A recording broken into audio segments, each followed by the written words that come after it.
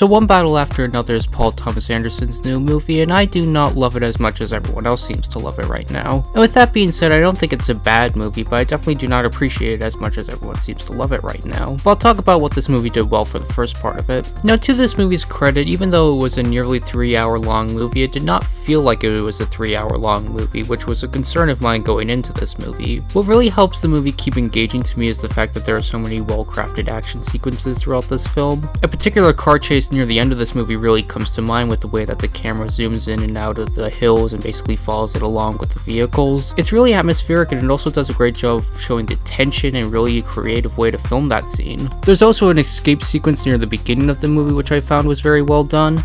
There's just so much that goes on during that sequence and so many moving parts to it that really makes it feel intense and engaging to me. There's a variety of different emotions that go on throughout that sequence, and the performances by Leonardo DiCaprio and Benicio del Toro do a great job of selling it. Speaking of which, everybody else in this movie was fantastic. Benicio del Toro was a lot of fun to watch, and Leonardo DiCaprio did a great job portraying his character. There's a lot of mannerisms and personality that they're both able to encapsulate throughout this film, and it's done very well. Now, going back to this escape sequence I was mentioning earlier, there is one part of the element that brings it down for me a bit, and that would be the score. And it's not that it's a terrible score, and it's actually well composed and well fitting for the scene for the most part. The only problem is that I feel it's just drastically overused throughout this sequence. I was really getting sick of it throughout the sequence, and in all honesty, there are parts of the sequence where all I could think about was the score. And this problem is only exacerbated throughout the later part of the movie where they use it again and also overused it then. So yeah, it's not a terribly composed score or anything, but it is just overused and kind of repetitive to me.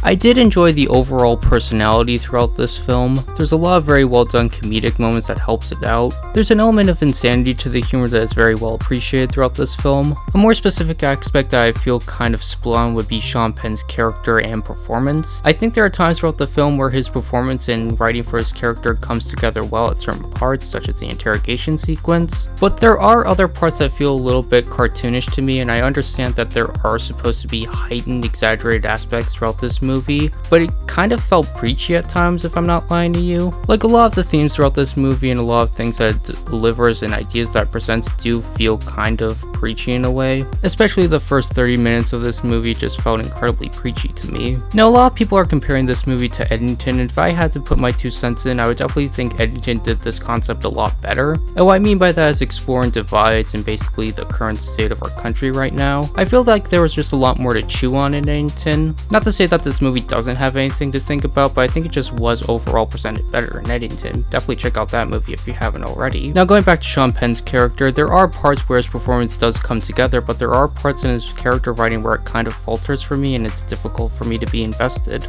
And although I said that this movie didn't feel like it was 3 hours long, there were definitely parts where I kind of wondered, like, you probably could have shown that in a smaller amount of time, and maybe some parts of this movie feel a little bit unnecessary. I wasn't totally bored throughout, just more or less uninvested in parts of it. So overall, this movie is not terribly disappointing, but I was expecting a lot more. But definitely don't take my word for it, because this movie is certainly getting a lot of praise from everywhere else, so I'd encourage you to watch it, and if you love it, that's awesome. So for me, this one gets a more generous 6 out of 10.